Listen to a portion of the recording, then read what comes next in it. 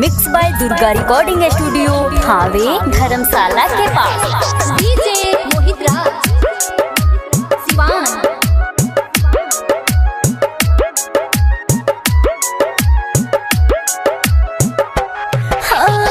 सुनसान भइल मोरे दुनिया जहान हो,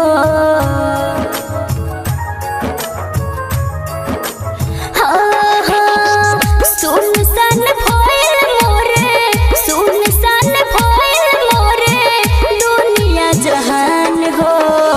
पिया बिना जिंदगी मोरे भइल वीरान हो, पिया बिना जिंदगी मोरे भइल वीरान हो।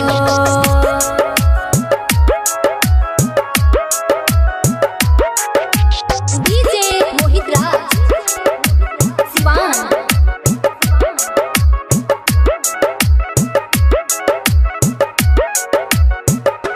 हाँ रतिया के नैना से आंसुआ बहेला, दिलवा के फिलवा हमरा केहू ना बुझेला।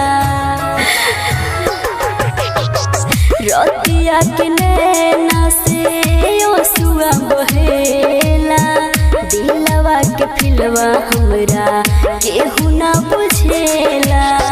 देखते देखत रहिया, देखते देखत रहिया हो जल शाम हो।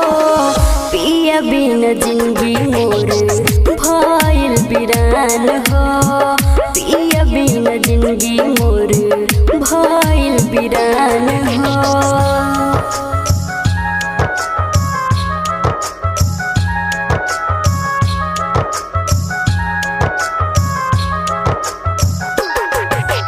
डीजे मोहित राज सिवान।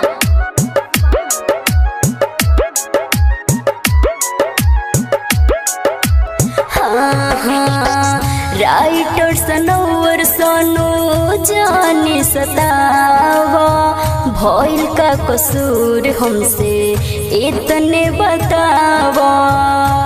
ए जान बोलो ना, पिया निरंजन निराला जाने सतावा, भइल का कसूर हमसे इतने बतावा। जी है ना मनीषा याबो, जी है ना मनीषा याबो, जय है शमशान हो। पिया बिना जिंदगी मोरे भइल वीरान हो, पिया बिना जिंदगी मोरे भइल वीरान हो। सुनसान भइल मोरे, सुनसान भइल मोरे दुनिया जहान हो। पिया बिना जिंदगी मोरे भइल वीरान हो, पिया बिना जिंदगी मोरे